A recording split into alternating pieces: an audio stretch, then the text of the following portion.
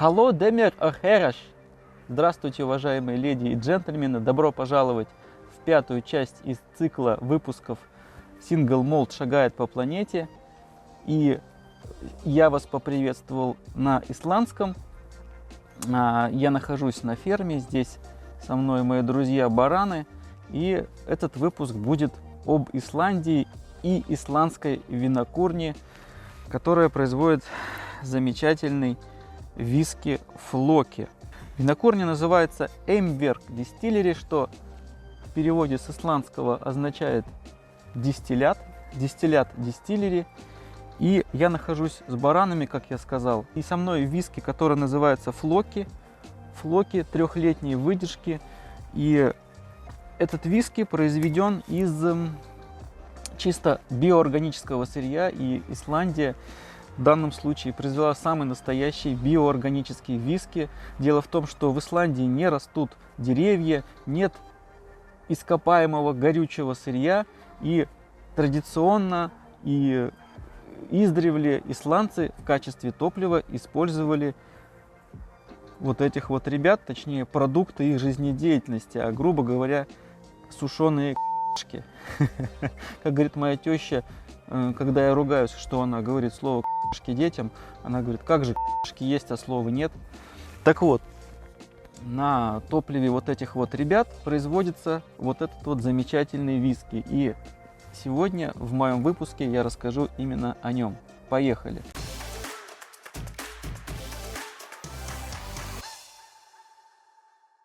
Винокурня основана в 2009 году. Основана она с патриотической концепцией производства дистиллятов из собственного сырья. Винокурня Eimverk производит три типа дистиллятов. Первый — это виски под брендом Флоки. Второе — это их джин под брендом Вор. Это джин, который производится из стопроцентного дистиллята из ячменя. То есть, по сути, это даже, в общем-то, дженевер. И есть у них такой релиз, который производится при 57-градусной крепости Navy Strength. Также есть третий тип дистиллятов, это вити. Вити — это их традиционный местный бренневин. Это аквавит, шнапс, если хотите, произведенный из картофельного сырья. То есть шнапс из картошки. Тройная дистилляция. На третью дистилляцию используется джин-корзина, то есть дистиллят производится с участием различных травок, и в основе их состава лежит тмин. Винокурня находится в местечке Гардабайр, неподалеку от столицы Исландии. Столица Исландии — это наверняка мы все знаем, это город Рейкьявик. Это местечко находится в 15 километрах буквально от центра столицы. А что мы знаем об Исландии, кроме знаменитого вулкана Eyjafjallajökull? О, я правильно произнес. Ну, в Исландии еще есть такая вот необычная порода лошадок, которая называется исландская лошадь, если не ошибаюсь. Обычная лошадь владеет до 3 видов аллюров, то есть походок, а вот исландская владеет целыми 5. И это такая небольшого росточка лошадка. И исландцы очень оскорбляются, когда вот этих лошадок называют пони. Я сам лично даже видел на Фликре, у меня был блог с фотографиями, и я сам лично видел, как там кто-то в комментариях, я был подписан на одну исландскую девушку-фотографа, и кто-то в комментариях, она любила фотографировать этих исландских лошадей, и кто-то в комментариях там называл, когда их пони, а там начиналась какая-то дикая заваруха и какой-то дикие разборки. А еще там отмечают такой забавный праздник, который называется Балудагур. Балудагур — это что-то типа нашей масленицы, то есть накануне, так скажем, поста, это, по-моему, первый понедельник масленицы. Это такой праздник, когда дети наряжают палочки и этими палочками шлепают своих родителей, выбивая из них такие булочки, своеобразные булочки с кремом. Винокурня основана Эгилом и Халли Торкельсонами, двумя братьями, которые до сих пор трудятся на винокурне. Почему же Флоки? Наверняка кто-то из вас, а может быть многие из вас, смотрели знаменитый сериал «Викинги», и персонаж Флоки там хорошо и ярко раскрыт, и в принципе он имеет отношение к названию бренду виски, производимым Эмверком.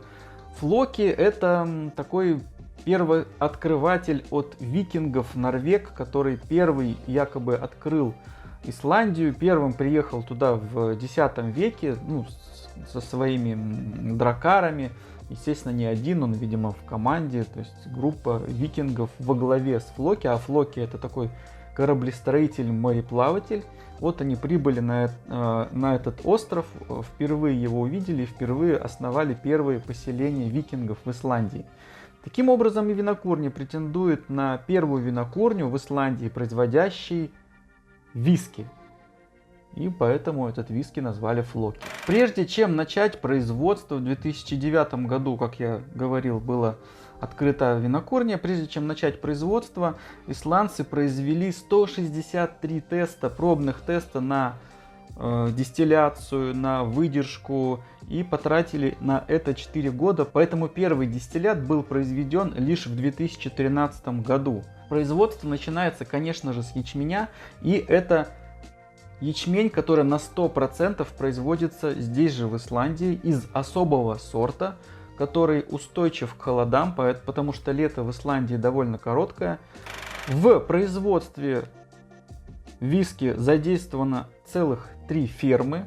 3 фермы разбросаны по разным местам в окрестностях города Рейкьявик.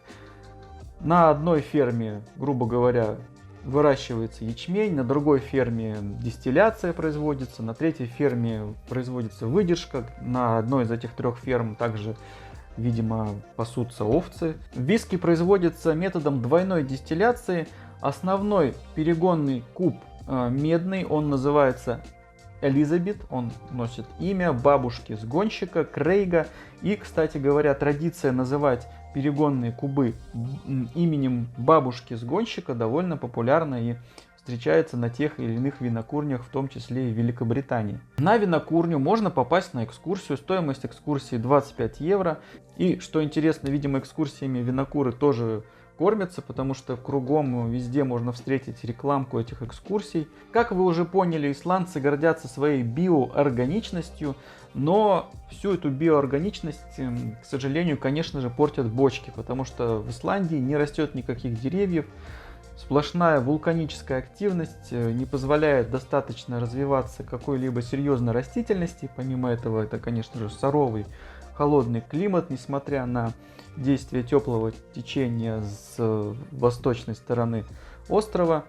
Тем не менее, бочки, конечно же, поставляются в винокурню. Основной поставщик бочек — это знаменитая испанская компания Каскнолия. И выдержка виски производится у подножья вулкана Хекла, видимо, для красоты истории, на ферме, которая называется Бьялмхолл.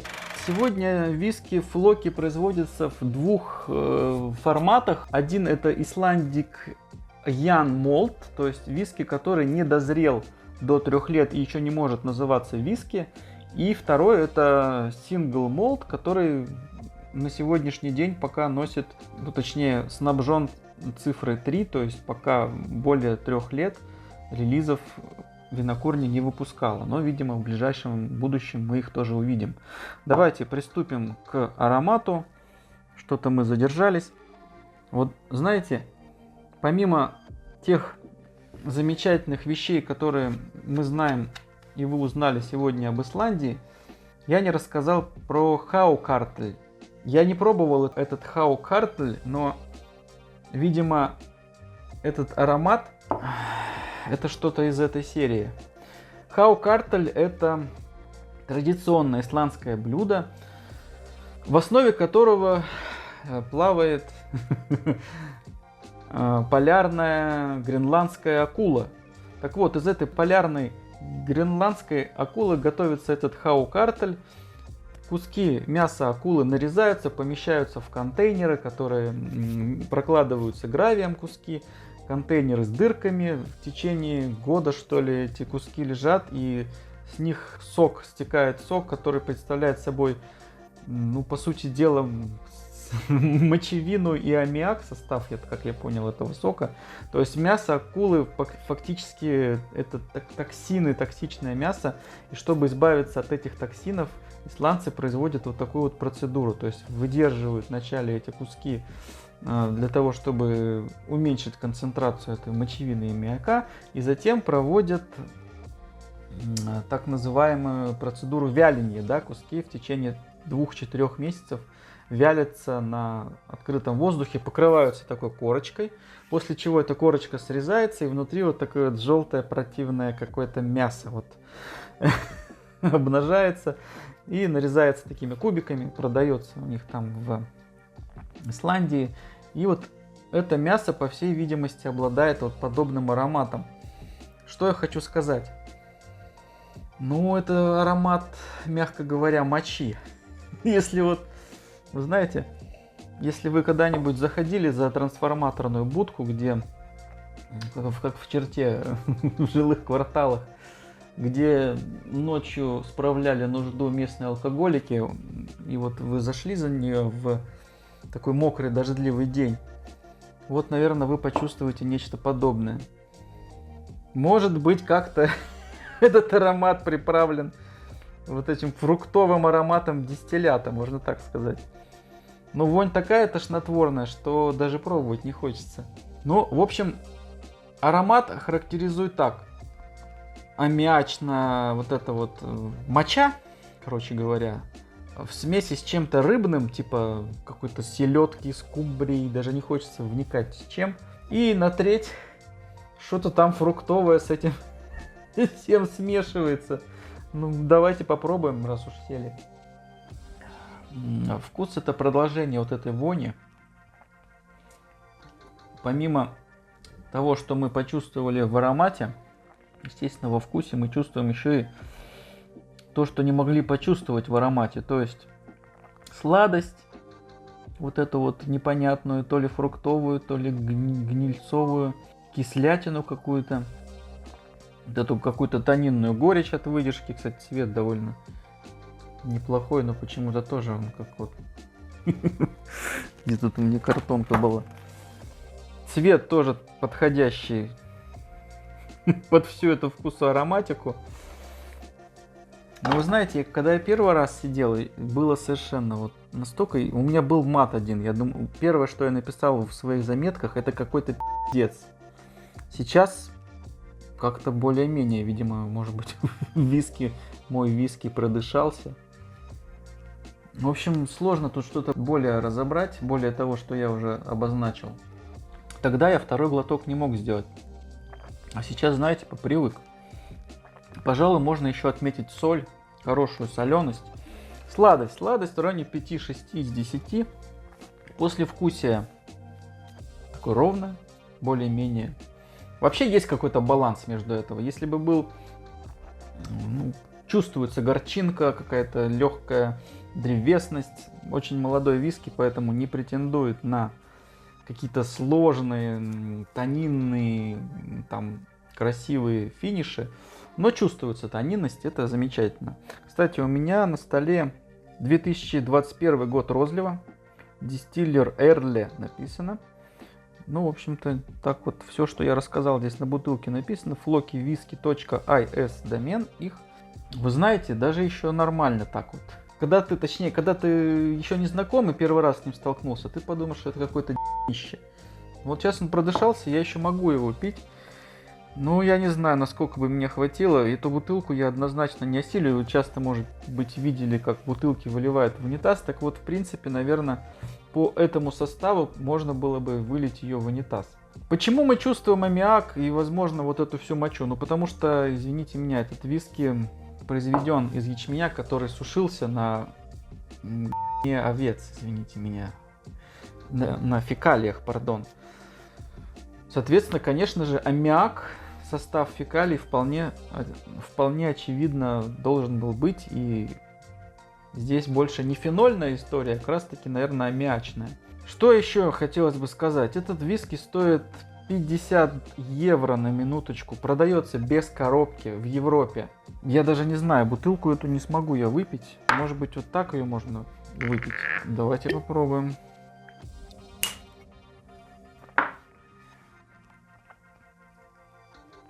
Не знаю. Наверное, нет. А может быть вот так?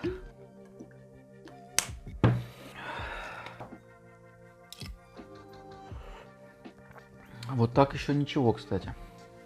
Итак, оценка. Пришлось для оценки напечатать отдельную этикетку. Оценка 45 баллов. Это худшие виски в мире, которые я пробовал. На Whisky Base пишут ребята разное. Кто-то улавливает эти фрукты, начинает рассказывать, какой он вкусный и фруктовый. Кто-то какие-то цветочки чувствует во всей этой моче. Оценки самые разные. Настолько противоречивая вообще история с этим виски. Кто-то поставил 6 баллов, кто-то поставил 10 баллов.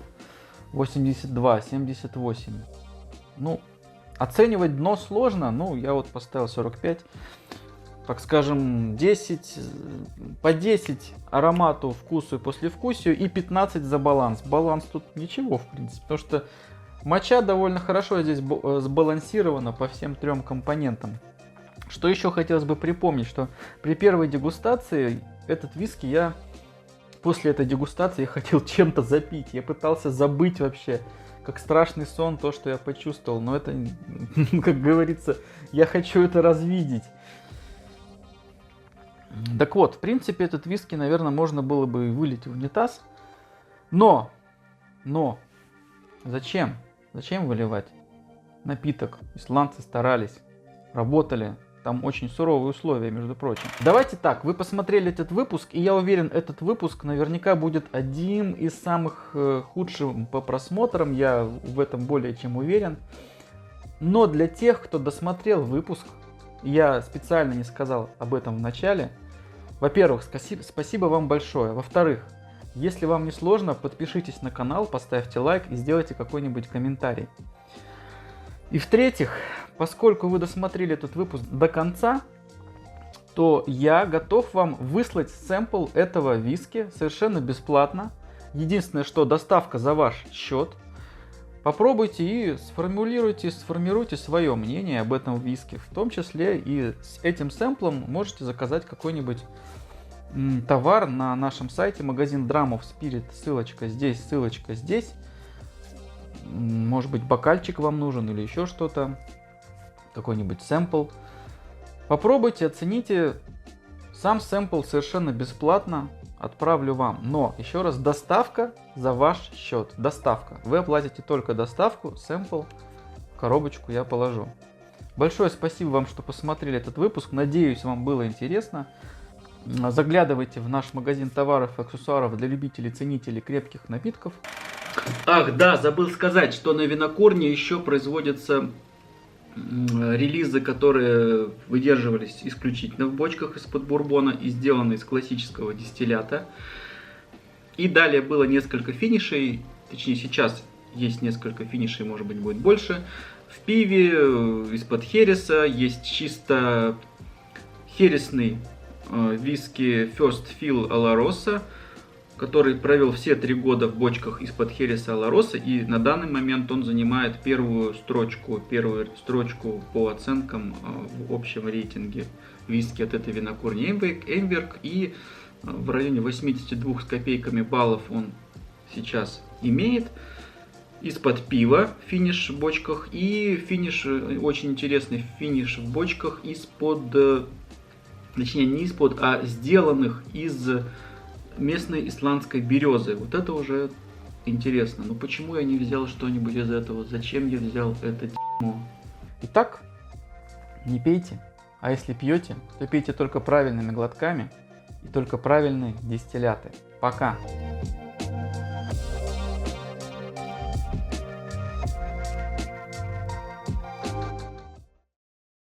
Гардабайер, сука. Гардабайер. Да ну нахуй, зачем эта история? Я про 50 евро уже сказал. Производство дистиллятов, которые производятся... Блять. Да ничего так, в принципе.